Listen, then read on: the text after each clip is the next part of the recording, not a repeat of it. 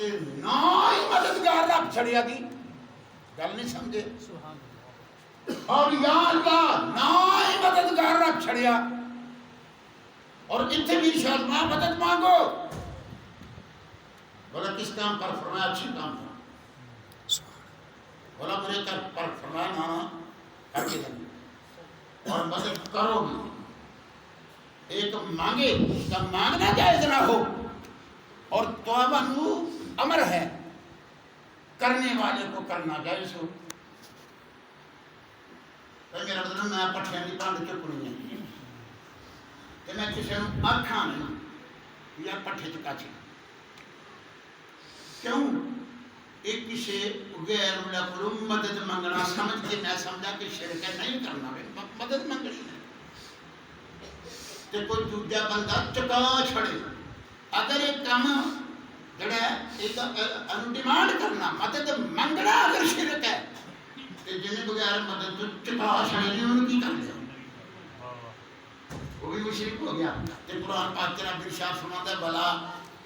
وتعاونوا علی البر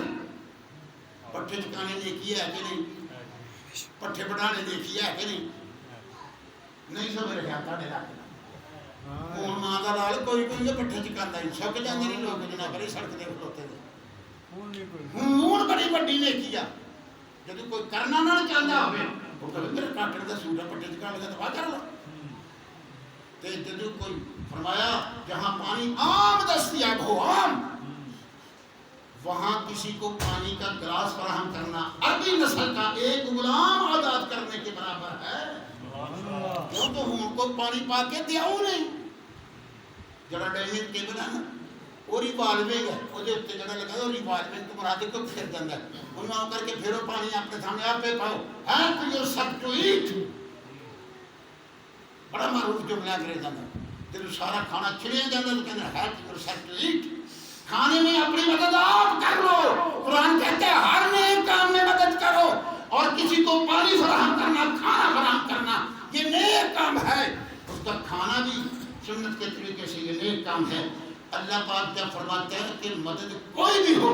مطلق اگر اس کا یہ معنی ہوتا وہ میرے سوا کسی سے مت طرف پڑے تو پھر یہاں تو میرے ہر نیک کام پر کرو کیا کس کو رہا ہمیں تو وہ تعلیم شرک نہیں دے رہا بلکہ ہم نے قرآن پاک کی سورہ فاتحہ کی آیت ہی کو نہیں سمجھا یہ مطلب یہ نہیں کہ آیتاں متصادم نہیں سمجھے نہیں اس میں نظریہ تو پختہ کر لو جتنے اشکال واقعہ اشکال کے مشکل لفظ پڑے ہیں جتنے اشکال واقعہ ہوئے یہ کیا لگتا ہے ادھر کوئی اور حکم ادھر کوئی اور حکم وہ چپ کر جو تے اے نا عقیدہ بنا لو کہ رب بھی تو متردی گل کرتا ہے نہیں عقیدہ بناؤ کہ مجھے سمجھ نہیں چلی اب فاسألوا اہل الذکر ان کنتم لا تعلمون مولا سمجھنے لگی تو کیا کروں فرمایا جو اہل ذکر ہیں ان سے سوال کر کے پوچھ لو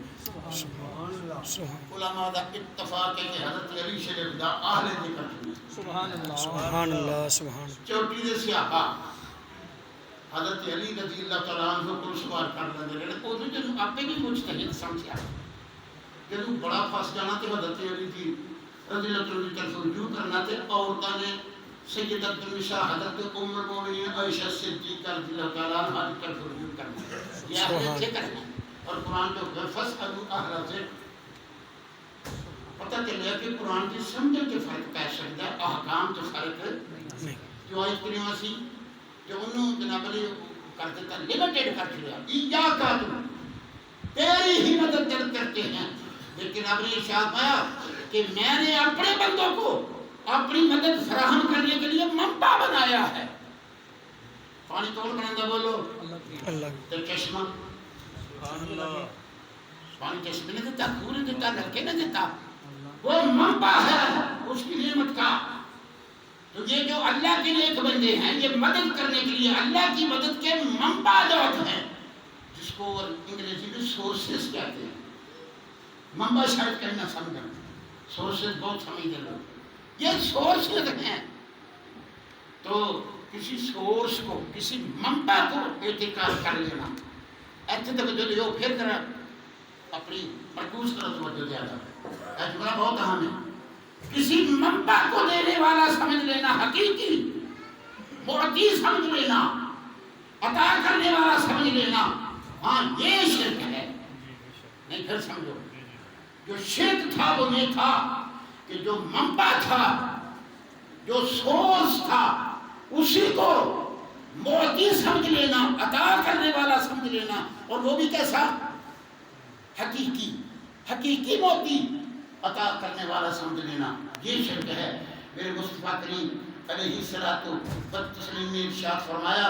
واللہ یعطی وانا قاسم، اور دوسری طرف واللہ معطی وانا قاسم، عطا کرنے والا وہی ہے، میں تو تقسیم کرنے والا۔ سبحان اللہ سبحان اللہ۔ اور لوگوں نے پیچھے لوگوں کو پھنسا دیا، اب وہ پیچھے نے صرف سورہ فاتحہ پڑھ رہے ہیں ساری زندگی، اگلا قرآن نہیں پڑھنا،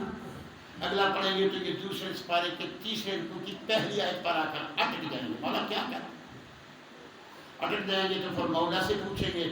اور مولا سے پوچھتے تھے لوگ جب تو میرے مصطفیٰ کے دروازے پہ پہنچتے تھے، لیکن آج وہ دور بھی نہیں رہا، صدیق کے وہ بھی نہیں رہا، فاروق کے وہ بھی نہیں رہا۔ ایک بندہ حاضر خدمت ہوا رضی اللہ تعالی عنہ، میرے کریم آقا علیہ الصلوۃ والسلام کی خدمت میں حاضر ہو کر عرض کرنے لگا، حضرت تقاضا بشری پورا تو ہونا ہے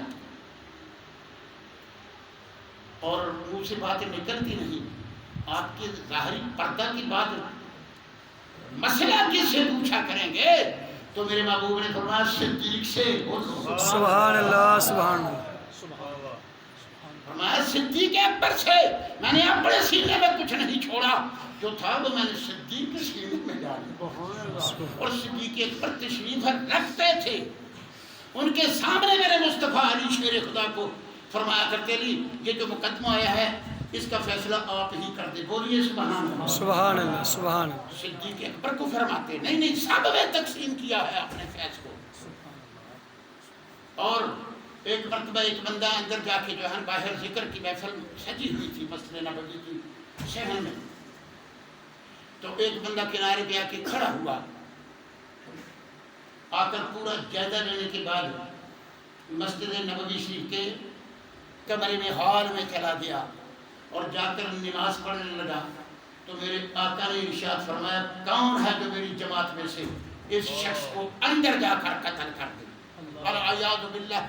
یہ نہ سمجھنا کہ جو مجسمہ رحمت کلی کا عملہ ہو وہ کسی کے قتل کا مسجد میں حکم دے گا، سچی حدیث ہے۔ کیوں؟ وہ تھا منافق، اس نے جب جائزہ لیا نا باہر تو اس نے ان میں سے کسی کو اپنے برابر نہیں سمجھا، اللہ کہا یہ بیوقوف بیٹھے ہوئے یہ سے بہتر تھا کہ نماز پڑھ لیتے۔ وہ جا کے نماز پڑھنے لگا، تھا منافق، میرے آقا علیہ السلام نے شہوت کون ہے جو اس کی گردن اندر جا کر اتار دینا، میری مجلس سے صرف نظر کر کے نظر کو پھیر کر اللہ کو خوش کرنے کی کوشش کر رہا ہے۔ ہم جو کام کر رہے ہیں ہمارے جلیس تو فرشتے ہوتے ہیں، جلیس کا لفظ مشکل نہ ہو آپ کو، کہ ہمارے ساتھ بیٹھنے والے تو فرشتے بھی ہوتے ہیں، وہ بھی ہمارے مجالس میں آ کر دین سیکھتے ہیں، اور یہ دین کے سیکھنے کو فضول سمجھ کر نماز یہ لوگوں کو نماز دکھلا رہا ہے، اور جو دکھلاوا نماز کرے وہ منہ میں نہیں ہوتا، منافق ہے۔ کون جو گردن صدیق اکبر رضی اللہ تعالی عنہ نے عرض کیا حضور میں اندر گئے، دیکھا وہ نماز پڑھ رہا تھا، صدیق اکبر رضی اللہ تعالی واپس آ گیا، حضرت اگرچہ آپ کی طرف سے اجازت ہے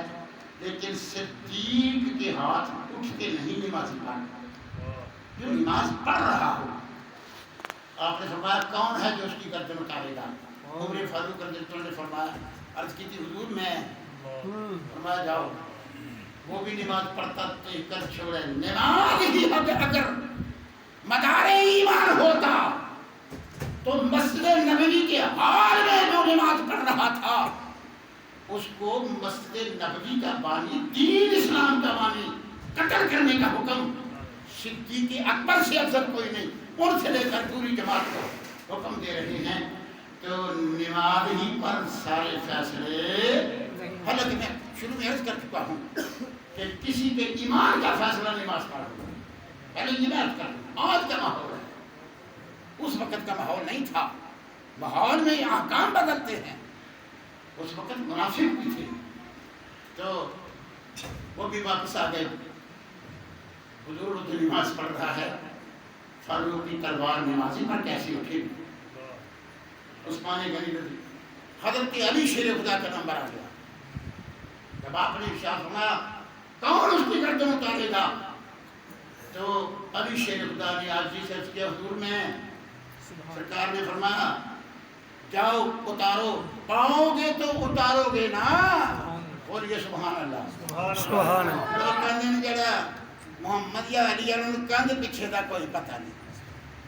جیسے کہ کہنے ہو مدینی ہو مدار دے اندر بیٹھ کے آ سویرے جناب دا معائنہ کرنا چاہ نہ چاہ تو نہیں کرتی۔ اگر جناب دا اس وقت مشاہدہ کرنا چاہ تو مدینہ شریف، مسجد نبوی شریف، حجرہ شریف، ترے پردے، دیواراں تھلے آپ تہے خاک شادی حالات مشاہدہ فرما رہے ہیں۔ سبحان اللہ۔ لا تعداد دلائل فراہم کر سکتے ہیں سب کیونکہ موضوع نہیں۔ سرکار صلی اللہ علیہ وسلم بار پتا ہے اچھا جدوں بار سین سے کوئی جلسہ ہو رہا، تقریر ہو رہی ہے، کوئی گل بات ہو رہی ہے، تو جڑا کر رہا ہوئے وہ منہ چڑھتے نہیں ہونا چاہیے، تو جڑے سن رہے انہوں کا منہ لیندے ہیں، جہاں چڑھتے منہ ہے وہ کہنا پائے گا تو پھر ہے نا۔ سبحان اللہ۔ علی شیر خدا کے طرف گئے تو کہنے لگے اندر تے حضور کوئی بھی نہیں ہوتے، نماز پڑھ کے دوسرے بوئے تو نہیں نکل گیا تھا، انہیں کہیں پڑھنی سی، شو ہی کرنا سی۔ تو یہ مطلب سمجھے ہو تسی، سرکار دو عالم صلی اللہ علیہ وسلم نے پسند نہیں کیتا۔ سرکار جب حضرت شیر خدا واپس آئے تو انہوں نے آ کے آرگو کی تارس کی کہ حضور ہوتے چلا گیا تھا۔ سرکار صلی اللہ علیہ وسلم نے کہا کاش تم اس کو قتل کر دیتے، حادثہ قیامت تک تم میں سے فتنہ ختم ہو جاتا، تم فتنے کو اپنے ہاتھوں سے قتل کر دیتے، لیکن تم نے اسے چھوڑ دیا ہے۔ اب فتنے تمہارا مقدر ہیں، ان فتنوں سے بچتے بچاتے مجھ تک پہنچ جاؤ۔ آج فتنوں سے بچ کون رہا ہے؟ صبح مومن ہے، شام کو کافر، شام کو مومن ہے، صبح کو کافر۔ یہ میرے آقا کی حدیث ہے، میں نے نہیں کہا ہر چیز ہمارے پلے پیٹے نہ ڈالا ہے، تو یہ کیا ہے فتنوں کی بنا پر ہے۔